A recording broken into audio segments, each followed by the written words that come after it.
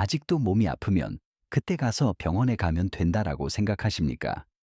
증상이 없으면 괜찮다고 믿고 계십니까? 그 생각이 얼마나 위험한지 아는 사람은 많지 않습니다. 아침에 일어나면 유난히 몸이 무겁고, 밥을 먹고 나면 이유 없이 졸리고, 예전보다 조금만 먹어도 속이 꽉 찬 느낌이 들고, 이런 변화가 생겨도 사람들은 말합니다.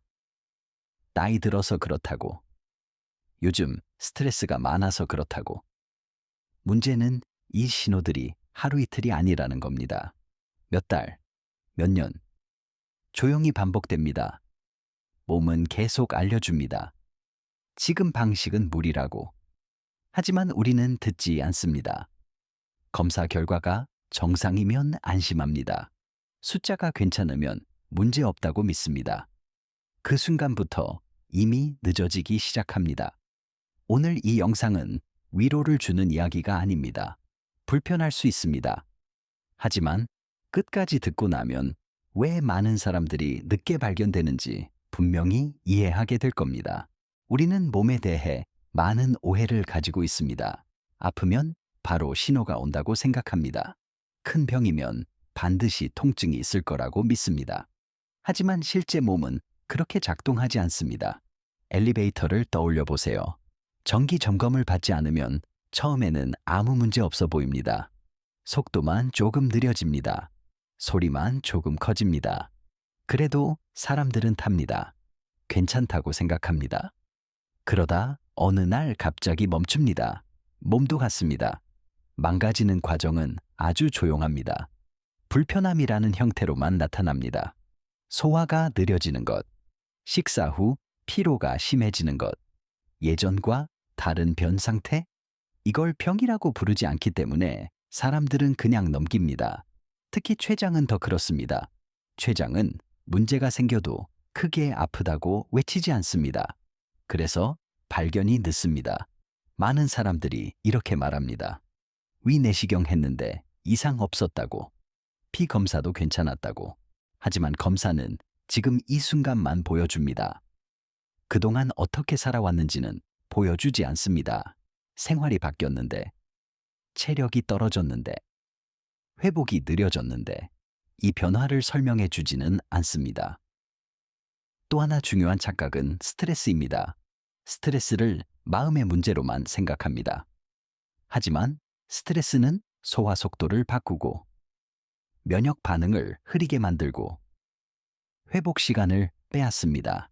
이 상태가 오래 지속되면 몸은 점점 버티지 못합니다. 그래서 대부분의 암은 어느 날 갑자기 생기는 병이 아닙니다. 오랜 무리의 결과입니다. 이걸 이해하지 못하면 다음 이야기는 의미가 없습니다. 이제부터는 방향에 대한 이야기입니다.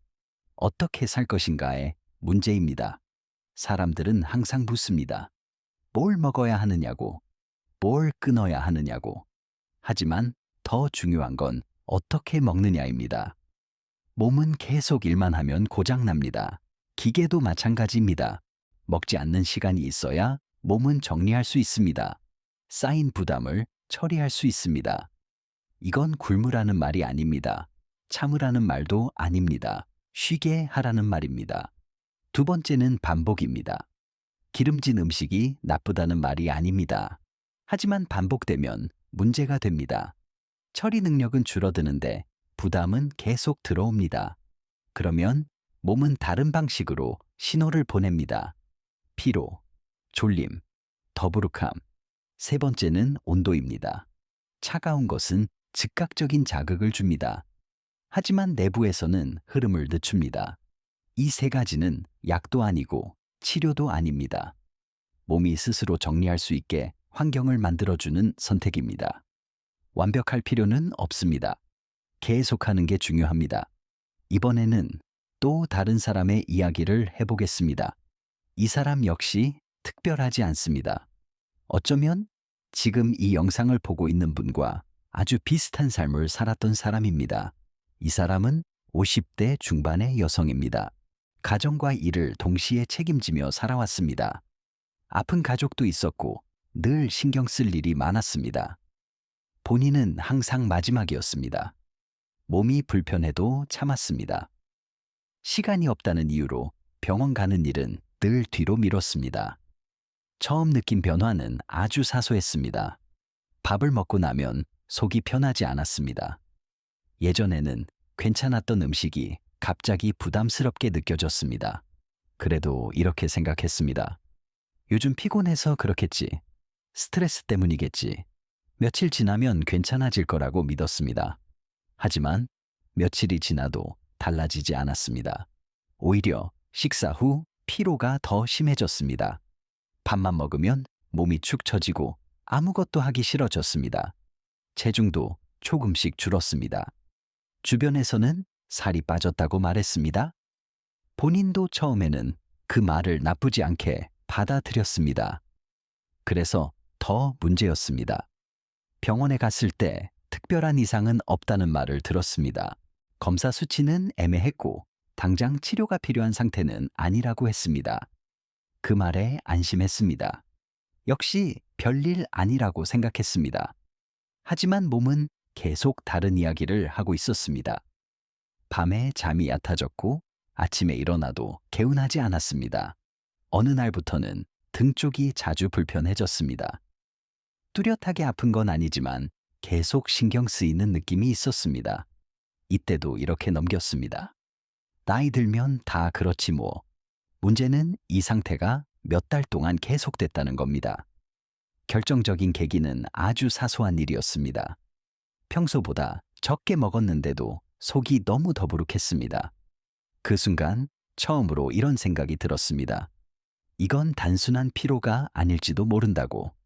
그때부터 이 사람은 생활을 조금씩 바꾸기 시작했습니다.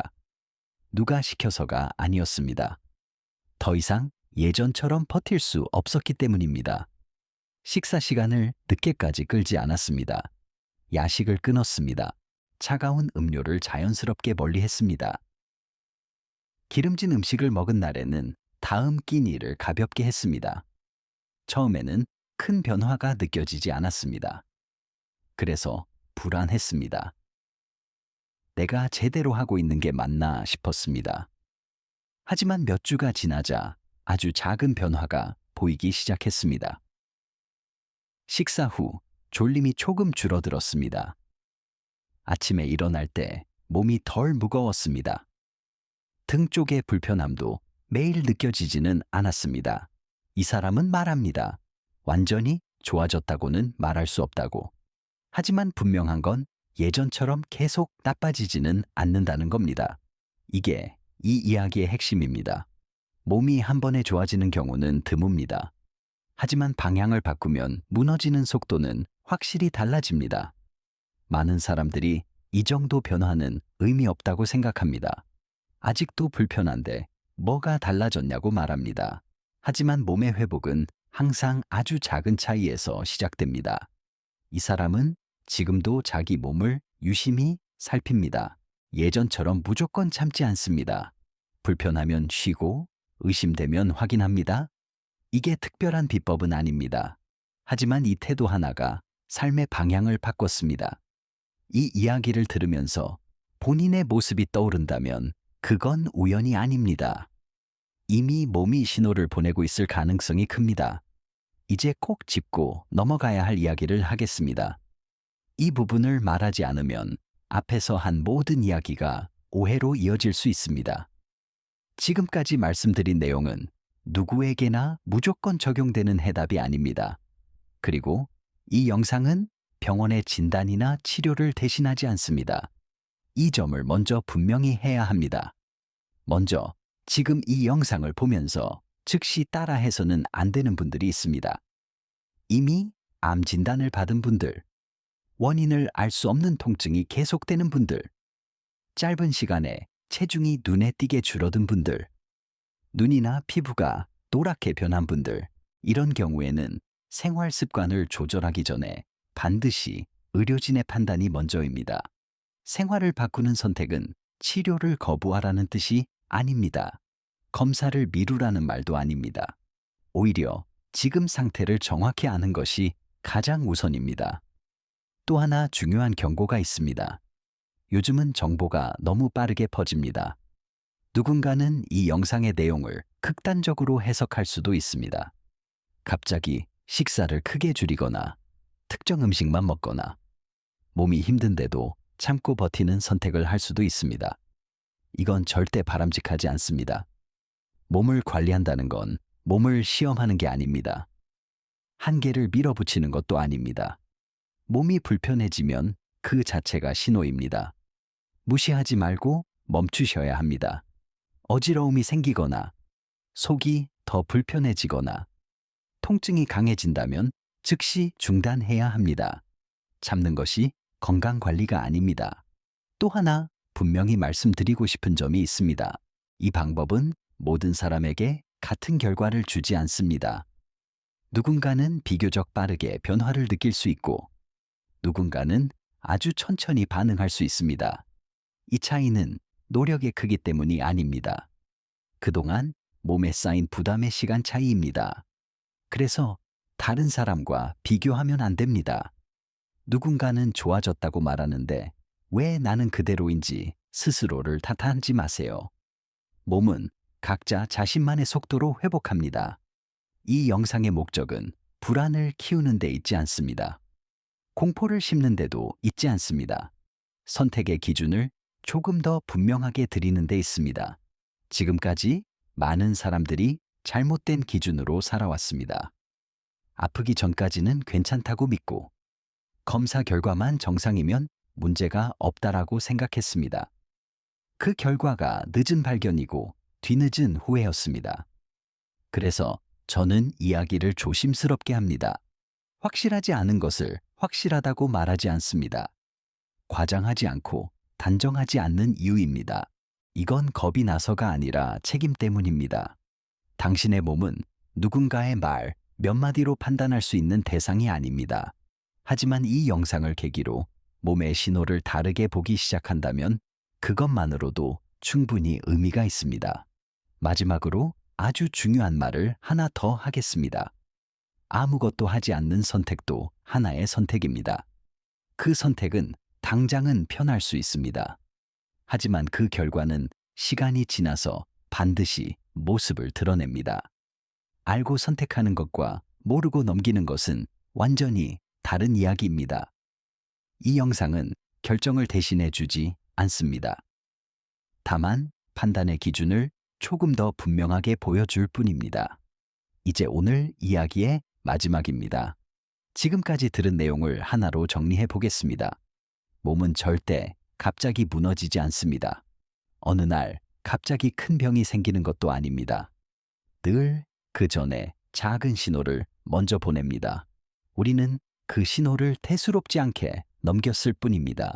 나이 탓이라고 하고 피곤해서 그렇다고 하고 시간 지나면 괜찮아질 거라고 믿었습니다. 하지만 몸은 기다려주지 않습니다. 오늘 이 영상에서 특별한 약도, 확실한 치료법도, 기적 같은 방법도 말하지 않았습니다. 그 대신 몸을 대하는 태도를 조금 바꾸자는 이야기를 했습니다. 지금까지처럼 참고 버티는 방식이 아니라 신호를 알아차리고 방향을 조정하는 방식입니다. 이건 거창한 결심이 필요하지 않습니다. 오늘부터 완벽하게 할 필요도 없습니다. 다만 몸이 보내는 신호를 무시하지 않겠다라고 스스로에게 약속하는 것, 그것 하나면 충분합니다. 이 선택은 누가 대신해 줄 수 없습니다. 의사도, 가족도, 이 영상도 아닙니다. 지금 이 순간 영상을 보고 있는 당신의 몫입니다. 아무것도 하지 않는 것도 선택이고 조금이라도 바꾸는 것도 선택입니다.